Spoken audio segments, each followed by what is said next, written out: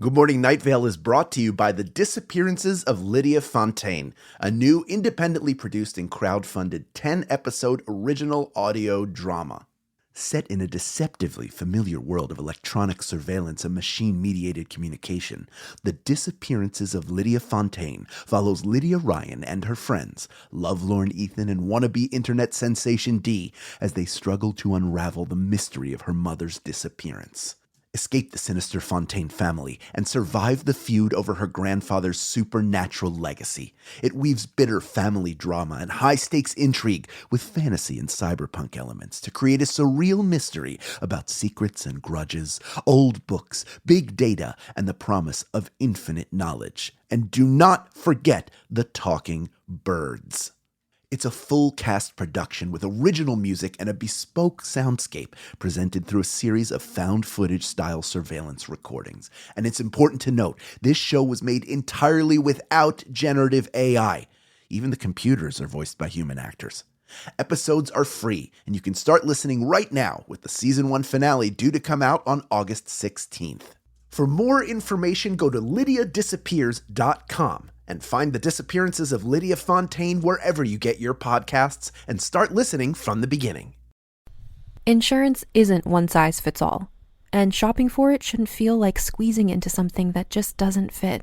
That's why drivers have enjoyed Progressive's Name Your Price tool for years.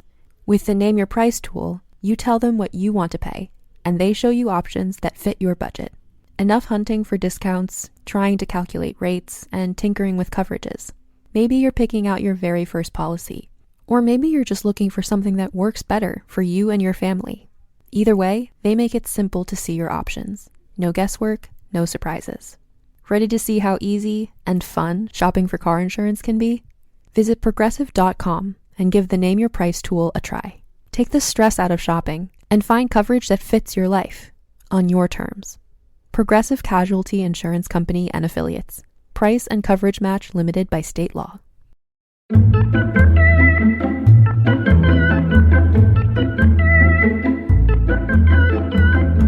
Sleep like there's nobody watching. Good morning, Night Vale.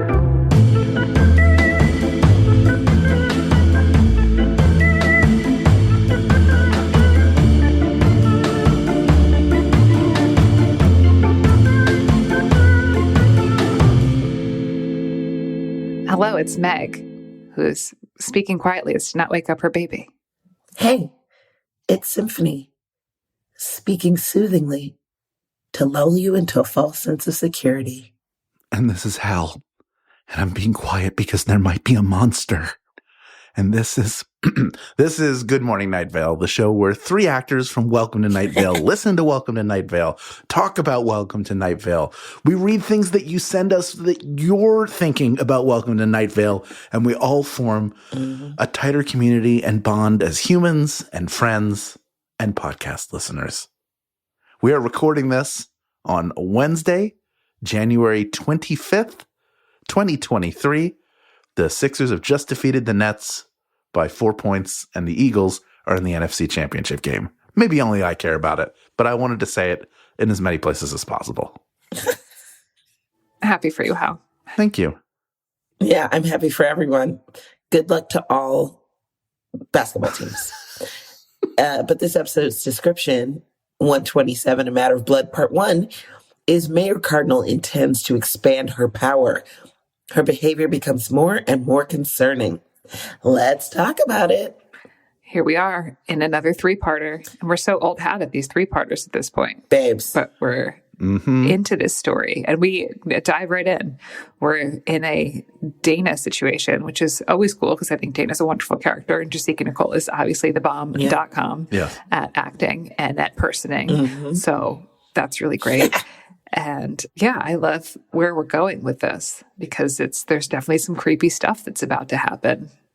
And that does happen in this episode where it's like Dana's saying some stuff about power and now her double's back. Or is she?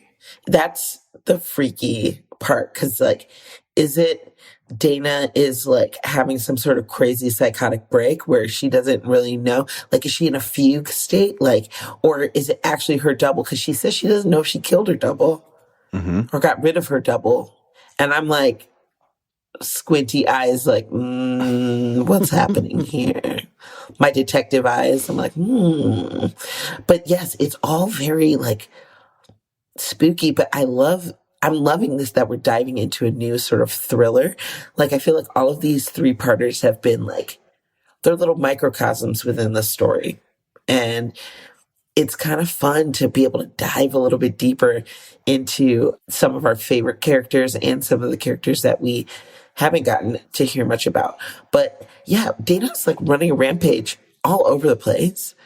Even my boy, Larry Leroy, is disturbed out of his sleep because of it. Yeah, this feels like the biggest upset to the power balance and structure of Night Vale that we've had. I mean, obviously, StrexCorp taking over everything is one thing, but it sort of encapsulates or encased what already existed.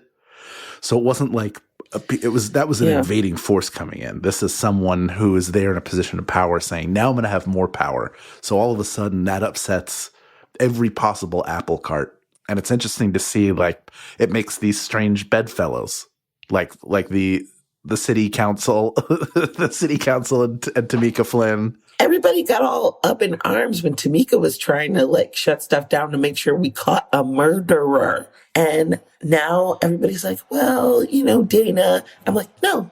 And I like that Tamika did speak up and say, from experience, I think, a place of experience, basically like, all power corrupts. You know what I mean? Mm-hmm. Can't be doing that. Yeah. Like, well, you think you're doing what's best. We might be cool with Dana having a bunch of power because we like Dana, but the next mayor might be totally bananas. We wouldn't want them to have the power to light a light bulb, Mm-hmm. Yeah. The whole thing, this has more of like a 3 Days of the Condor kind of feel to it. This is like a political thriller. Mm-hmm. And then now Dana's going to be on the run. Dana's wanted for murder. Any Dana they find. And she said specifically she didn't do it. Don't we all? That conscious mind of Dana, that's what I'm going to say. Like, it's saying she said I didn't do it. Right, but she's created conditions saying I'm going to expand my powers to where they don't care. Right? Who cares if she says she's innocent? I mean, we as listeners can feel that way about it, but just in the structure of the town, they're now in this position of like, oh, well, what do you know? The person who wanted to expand their power is a murderer, and now we have to get her. So, the sheriff is in on it. Like, everybody's, she's put herself in a position where everyone's after her. It doesn't matter if she's innocent or not, because now they have a reason to cut off this power grab in their eyes. Yeah, even Cecil seems like his voice seemed very worried. Well, yeah. Very worried. And he usually doesn't seem, I know that's his friend and everything, but like, he usually isn't like that concerned. Well, is what's happening maybe a little bit Cecil's fault? Because he kind of beefed it. He did beef it. And Dana was like, I'm telling you this in secret. Yeah. And then, oops, it's not a secret because I'm talking on the radio. Like, they were just having like a friend's lunch at one of my favorite dining establishments, the Missing Frog Salad Bar. And Cecil did not understand that was in confidence. Or he did understand that it was in confidence, but he didn't understand that there's people on the other side of the microphone. He did great cover, though. That's Cecil's Fiction Corner. That classic I feel segment. Like he's done that before. Not the Fiction Corner, but like he's done that a number of times. Like, been like, oh yeah, and then this happened. I was not supposed to read that. Or he's a terrible secret keeper. Well, he clearly doesn't. Terrible. He doesn't. Don't tell him about your. He doesn't like them. We learned that secrets. Last episode that he didn't want to be separate from Carlos like that. That's something he had to adjust to. So clearly, I think he feels his role as a journalist is like there are no secrets. Secrets are bad. So that may be subconsciously part of it. Is like I'm just going to say it anyway. Oops, that's right. It was in confidence. I mean, I don't think he did it on purpose, but.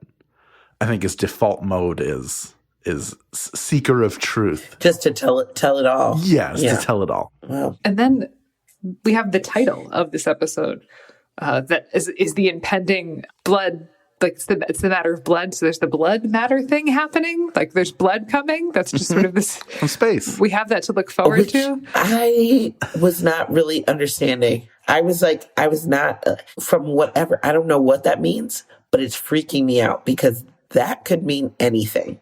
Blood, like, okay, is it blood and matter? Like chunks of a person? You know what I mean? Like flesh chunks?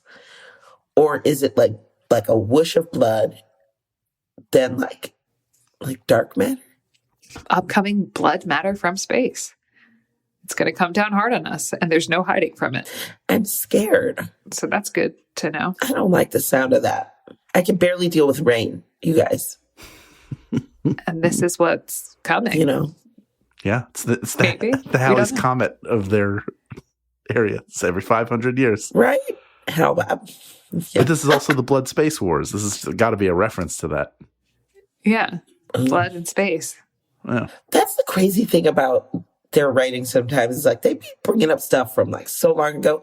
Like the sandstorm, the doubles thing. That was so... When she was like, oh yeah, you know, people forget about these things. I was like, yeah, I had forgotten all about that. Mm-hmm. Like I remember it existed, but I was not thinking that it was going to play such a major plot point in newer episodes. But like, little did I know, now there's going to be crazy business abounding. Crazy business abounding. Yeah. There's a segment in here that I really liked. Cecil Gershwin Palmer's Theater of the Mind,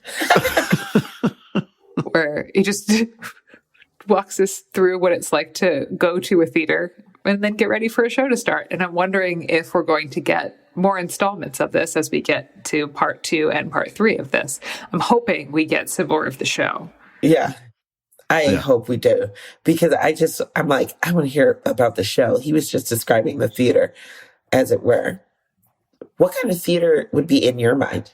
I did the thought experiment along with him. And I was thinking of like one of the, ones that Night Vale played, sort of like the standard ones that Night Vale would play with like the red velvet seats and the like gold and like a little bit run down, but still really nice. That was where my mind went. Like, oh, there's so many of them. Like the Egyptian theater in Boise, like those ones. Oh yeah, I love that place. Yeah, that's where I was. I was imagining like, or those old movie houses that are turned back into theaters. One of those. Oh, like, did you guys do the thought experiment? Did you imagine? Mm-hmm. Yeah. I thought of the Walnut Street Theater in Philadelphia, which is, I believe it's the oldest operating theater in the country. But it also, if you go to see a show there, the bathrooms are never close. So if you don't go early, you do have to plot out like getting there and trying to get there ahead of everybody, because everybody, like half of the theater goes to the bathroom before the show, the other half goes in the middle, and then the first group of people have drinks during intermission, and then they have to go at the end. So there's always going to be a line at the bathroom, and you have to, that like plotting it out because of how far it is, that just really spoke to me. And also the older, just everything feeling old. I like theaters that have that character, that a lot of stuff has happened there. And it's still like, even the attempts to modernize it still feel like you can't do too much because it's so great the way it is. Yeah, I keep thinking of course, like the red velvet seats and things like that. But like, I've seen some really beautiful, like kind of purpley ones too, that I was like, that in my mind. But there's definitely a balcony in there. I can't think of a specific theater that, I mean, so many just rush through my head when I think of like ones we played and things like that. But I'm like, one with like a balcony, though, where you're like, do I look up there? Like, am I looking straight at the seats? And like, can you see like past the stage? Or is it like that abyss of darkness out there? Mm-hmm. You know what I mean? Because sometimes the way the lighting is, listeners, sometimes we can see parts of you or like the outline or like you in shadow or whatever. But then sometimes it's like bright enough you can see like the first few rows. But my favorite is when it's kind of like, people are out there, but you can't really see them. Yeah. Mm-hmm. My least favorite, I have to say, is this is outside of the neo-futurist theater, because in the neo-futurist theater, the audience should be able to see themselves and see the actors. Like the house light should always be on. That's the aesthetic. That's what we do. But outside of neo-futurist theater, when the audience can see one another, you're going to be having a bad show because they guard themselves because they don't want to be the one to laugh or to giggle or to cry or because they feel like they're being watched. In a neo-futurist show, you kind of skirt around that because everyone is just like, we're all here. Like, we're just be a person. And that's sort of forced into you. Yeah. And everyone's a little drunk, which is nice. But yeah, when you especially like a big proscenium theater with like a big audience and they can see each other, you're like, oh no, it's going to be a quiet night.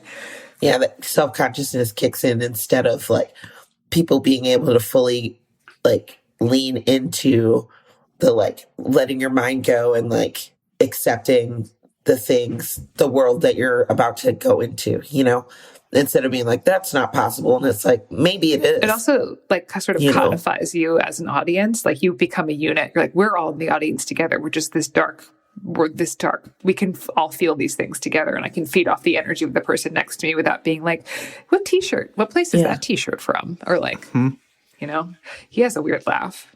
Or do I know that guy? Do I know that guy? Like that, all that. Yeah. Did we date? You need an audience to feel safe when the lights go down so that they can feel however else you want them to feel. Like you need an audience to be a blank slate, and you can't do that if they can see each other. Yes. Unless you're in a neo-futurist theater. Right. Because I do that too. If I can see people, I am 100% watching the audience. Unless I'm in a show like that where the experiences we're all in this together. But like those traditional multi-level theater audiences, like I'm going to look at other people and I don't want to. I want to see what's on the stage. But it's right. Just we're humans. We're curious. We're curious about other humans when we see them. So the only humans we should see are the ones on the stage. We want to go to watch, not be watched. Yeah, It just helps you suspend your disbelief of your experience as opposed to being like, I am here and this is real and this is happening right now. Mm-hmm. Yeah. It's escape. It's our escape. Mm-hmm. That's right. It's how we adjust our suspenders of disbelief, which for me, in my mind canon of the suspenders of disbelief are the ones that Robin Williams wore in Mork and Mindy. The rainbow ones? The rainbow ones, obviously. The suspenders of disbelief. The best suspenders. There's no other such thing. There's no other possibility. A show starting 10 minutes after the curtain, it was supposed to start, curtain going up 10 minutes. That's a really tightly run show. That's impressive. Only 10 minutes. Yeah. And usually it's like Broadway's 8 minutes. Yeah. Yeah. But it feels like a lot of times it's more. I mean, improv shows are 30 minutes. Really? Because people are playing Zip Zap Zop or doing their warm-ups of stuff. Or you're like, are more people going to come? Should we hold for more than these 10 people to show up? With Night Vale, we try to start at 8 o'clock. We try to start at the showtime because Cecil always says, the sooner you get to the watering hole, the sooner you get to leave. So we try to, and not that we're not enjoying ourselves on stage, but we like to start on time. I feel like, Yeah. Also, a lot of times you have to drive. Also, sometimes we have like a hard out. Yeah. We'll have a drive or we have a hard out, and like by the time you guys still have to be there to like get the like merch and all that stuff, it's like, no. And plus, I don't know. I'm the type of person, I'm like, I love when a show starts on time or close to on time. I'm not living by these rap hours. Yeah. When you go to a rap show and then like it's supposed to start at 10 and they don't even fucking come on till midnight, and you're like, it is a Wednesday, Ghostface Killer. Yeah. I can't. That's one of the reasons we always try to start on time, because it's nice, because we like do doors an hour before. So people show up, they've been sitting there for an hour. Everyone's got to get home, they got to get home too. Yeah. Yeah. So, or a train or like whatever. They got to make their train. Maybe they didn't have dinner yet. They're going to have dinner after. They're hungry. You just want to, if you say you're going to start the show at 8, you're going to start the show at 8. Sometimes we don't, and I feel bad, because we have to hold because there's, people are still buying merch and we can't get everyone into the theater, or there's like, the Super Bowl or something else is happening next door. Sure. And there's a lot of traffic. We don't want people to miss the show. We're next door to the Super Bowl. That would be so weird. We were next door to the All-Star game. Do you remember that? How were you there for that? Yeah. In Minneapolis. Yes. We were across from the All-Star game in. I remember that. Yeah. And we were sold out. So And obviously the All-Star game was sold out. So it was just absolutely nuts getting people into the theater. I was there. That's at the Pantages, right? I've done a show there. Yeah. I did do a show there, but I don't think it was during the All-Star game. I think it was another year that I did it. You have to come to Loden really early, and you have to park into our garage, and then you can't leave because we won't be able to guarantee that you'll be able to get to the stage. That's when we got to go to see the Flaming Lips after. Was the Flaming Lips also playing? Yeah, I think so. Yeah, they were at the other stage. They were at First Avenue. And all the backstages. Maybe I was there for that. Yeah. And all of because Eliza was there. Yes, that was when we had to stay in St. Paul because of the All-Star game. So we had to drive for after the show. Yeah. Yeah. Across the river. Was that post-DashCon? Yeah. Just post-DashCon? Because that's when I was there. Yes. Right? Because it was a lot. I have to look at our... That sounds right. Because I think Marissa was our tour manager then. Yeah, it was... Yeah. I forgot about that. Because I had only seen it on the internet, and then I knew I was seeing everybody, and then I was talking to, I think, Jeffrey about it, and Cecil walked he walked in because the dressing rooms were big, if I remember. And Cecil walked in and saw what we were talking about, and then just about-faced and turned and walked out. It was that fresh. So if that was the same weekend, there was also a comic book convention that I went to the next day and snuck onto a panel. How Lublin, everybody sneaking on a panel. I snuck in. Like a rebel. I'm sneaking and I'm sneaking and I'm sneaking. When you mentioned rap shows, Symphony, you made me think of, one year I was at South by Southwest. It was 2011 or 2012. And Foursquare was still a thing. And I loved Foursquare. Yeah. I loved being the king of the whatever, the pizza place around the corner or whatever. That meant something to me. But they had a contest where you could win tickets to see Big Boy perform at an abandoned factory, and I won. I won one of the golden tickets. So I went. Loxley opened for them. Loxley performs. It's great. And then what felt like 12 days later, Big Boy came out and started with Shutterbug.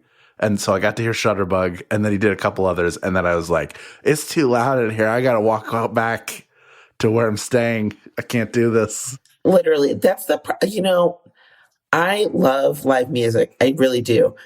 But rock stars, rap shows, all of you guys live a hard, fun life. I need to go to bed. Okay, mama, because this is killing me. I need to be out of there. I've got a commute. I don't have a commute, but I just don't like staying out late. Mm-hmm. And I'm tired.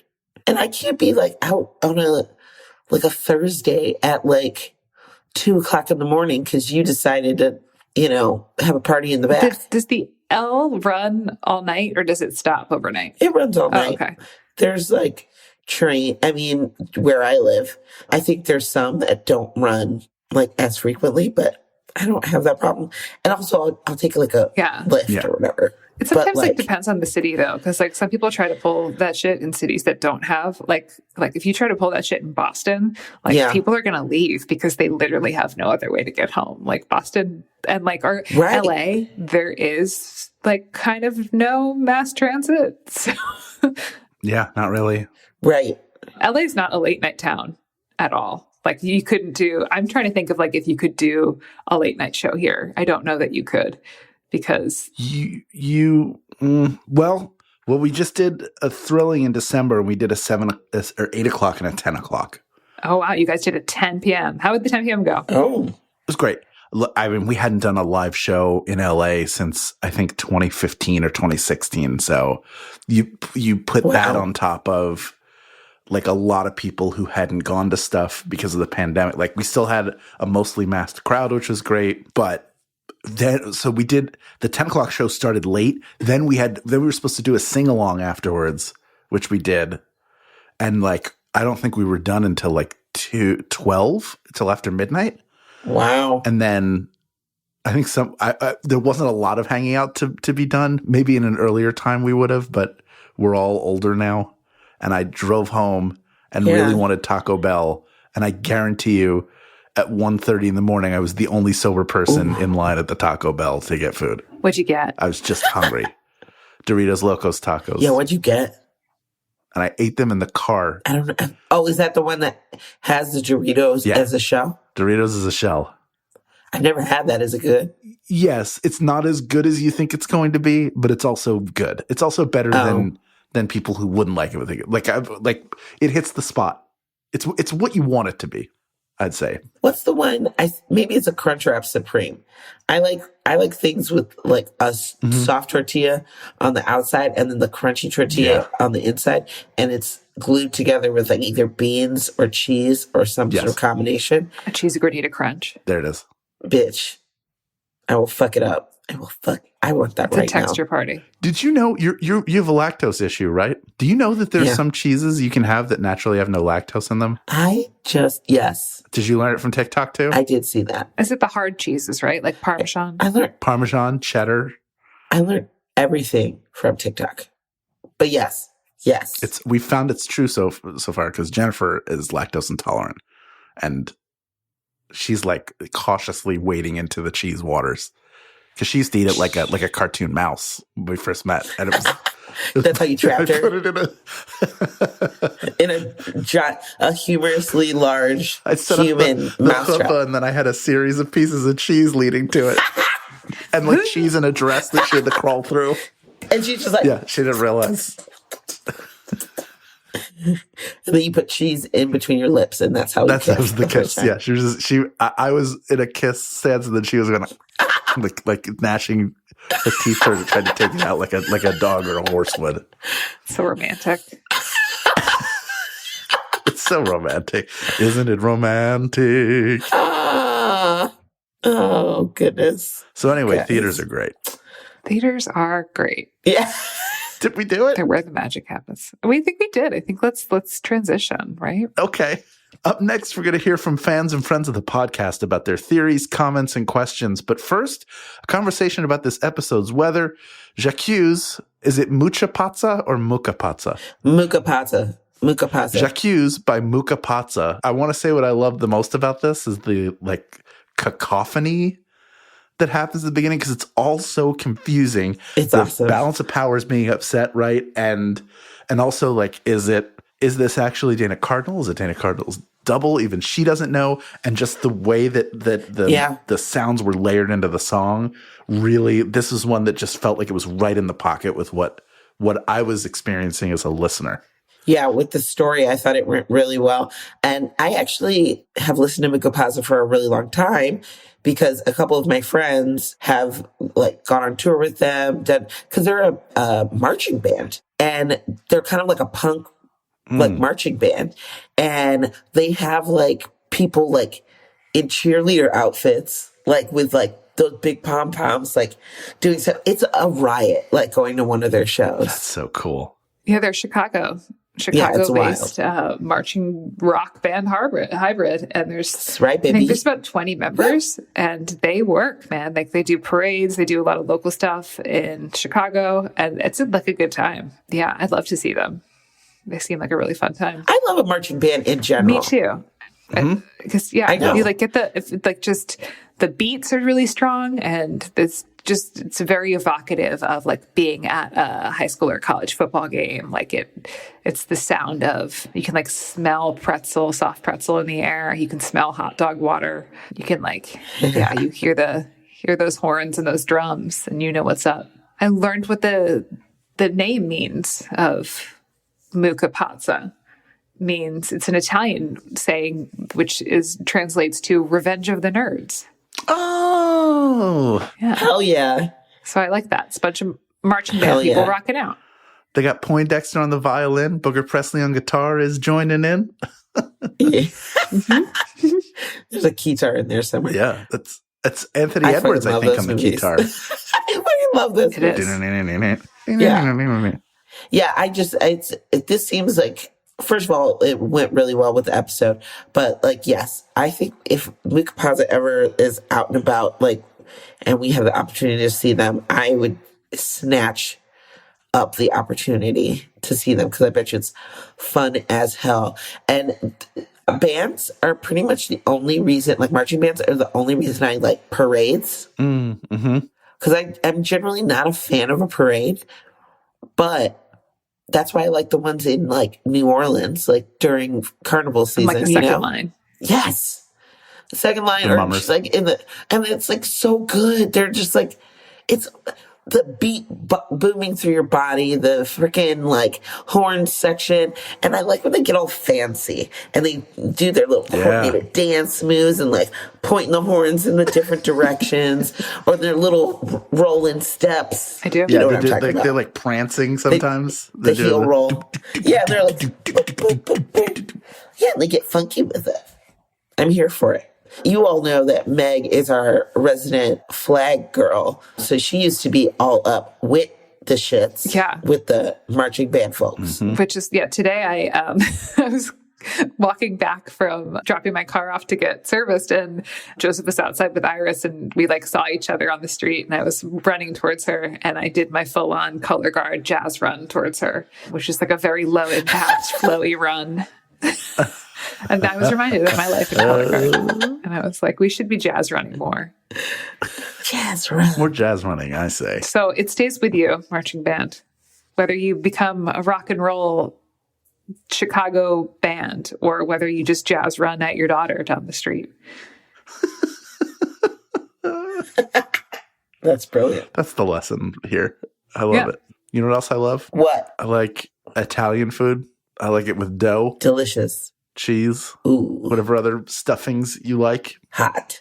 I like a big FanZone Calzone. Why are you making that face? The stuffings instead of... Because it's not toppings, it's stuffings. It's inside. Ingredients. Filling? Fillings. That's probably better than stuffings. Yeah. I kind of want to use stuffings now, though. I feel like it's my own thing. All I can think of is stuffing, though. Yeah. Oh, stuffing. Oh, stuffing. How many boxes do you have left? I made it again after Thanksgiving. It went so fast that I made it again. You're a fiend. I made it You're again a fiend. for Christmas. I made it for Christmas. It was lovely. Christmas. With a honey baked ham. But what are we going to stuff? The FanZone Calzone. Boop, boop, boop. Put the stuffings in the FanZone Calzone. The stuffings are your ideas. FanZone Calzone. Pew, pew, pew, pew. Stay right there. Good Morning Night Vale will return after a brief break.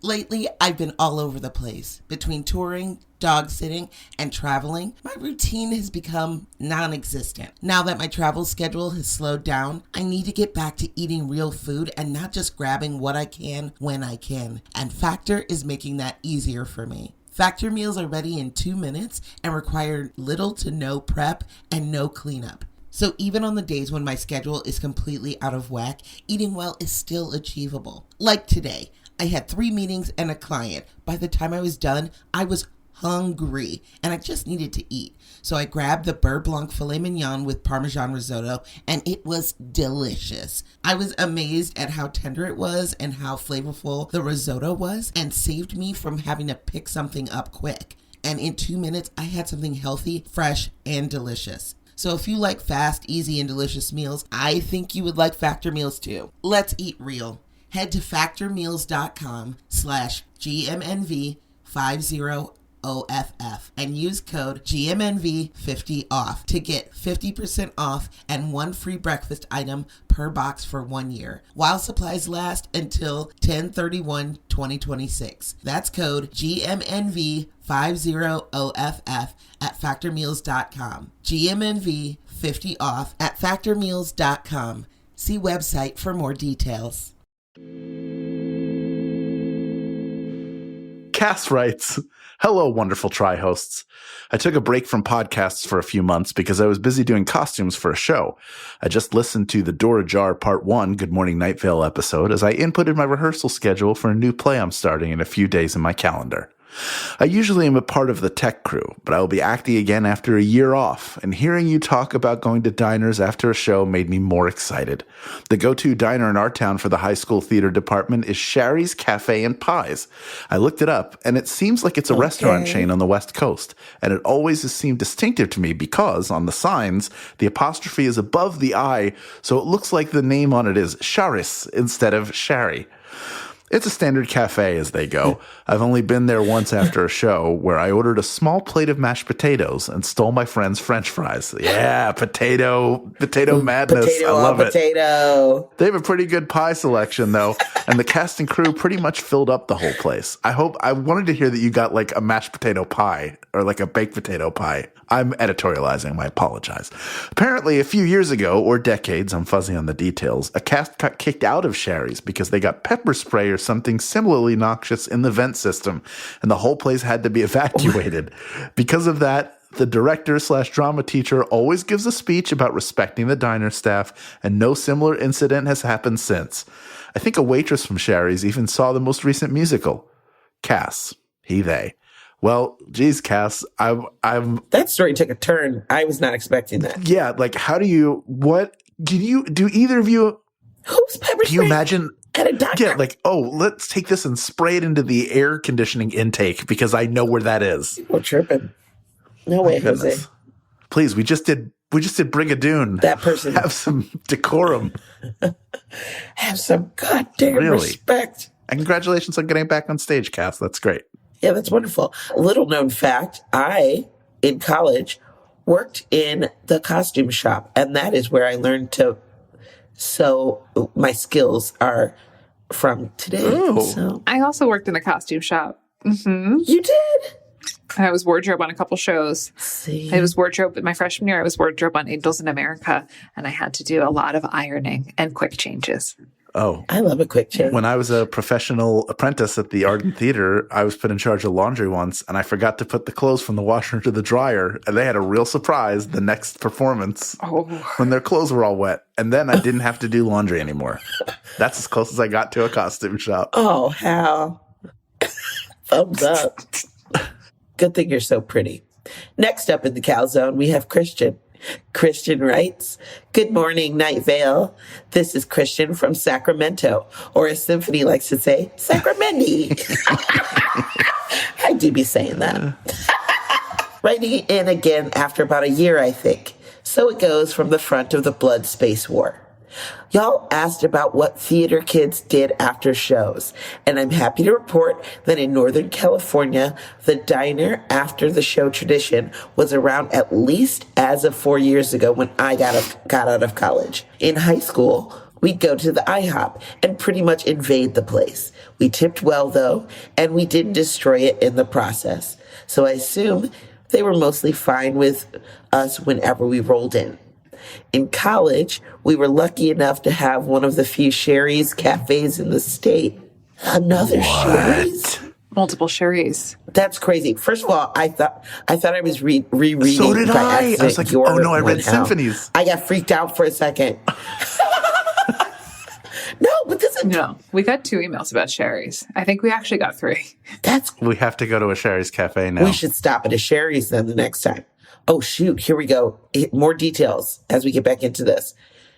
They did pie shakes, an entire slice of pie blended into a milkshake, and they were incredible. What? That sounds amazing.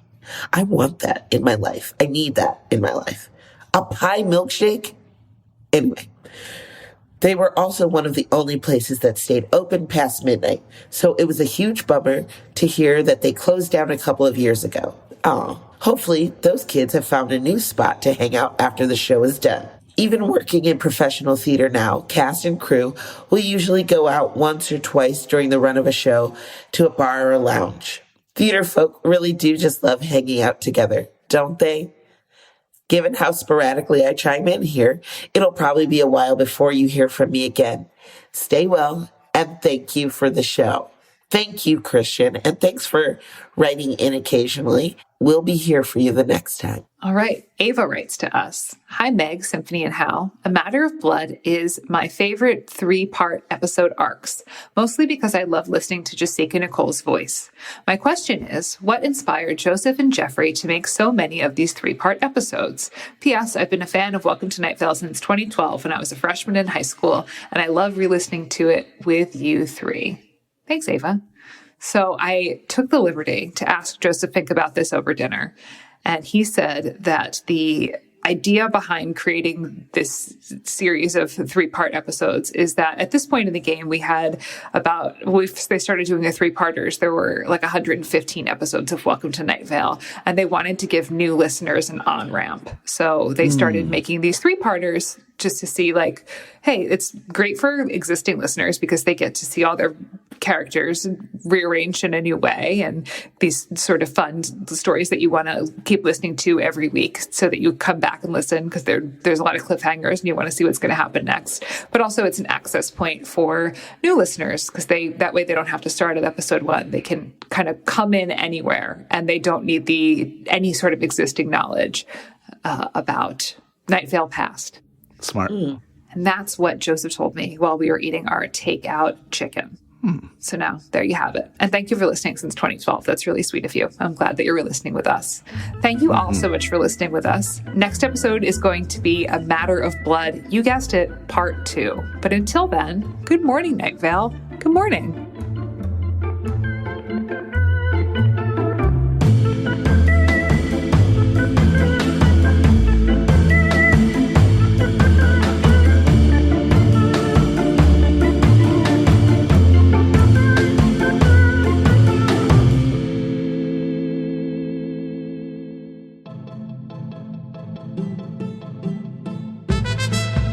Good Morning Night Vale is a Night Vale Presents production. It is hosted by Symphony Sanders, Meg Bashwiner, and Hal Lublin. It is edited by Felicia Dominguez and mixed by Vincent Cacchione. It is produced by Meg Bashwiner. Theme music by Disparition. Email us at info@goodmorningnightVale.com to share your theories and ask questions, or tell us if you would eat at the Missing Frog Salad Bar. This show is powered by our patrons like Dylan Becker, Allie Graham, Allie Douglas, Ashley Stern, and Ara Tanner. If you are interested in supporting this show in exchange for lots of fun, exclusive, insider, hyper cool kid content, check us out at patreon.com/goodmorningnightVale. For more info on this show, go to goodmorningnightVale.com and follow us on Facebook and on Twitter at Night Vale Chat. Special thanks to Joel Knapp, Jeffrey Craner, and Joseph Fink. Calzone ingredient of the week is the ontological crisis of finding out that you were cake all along.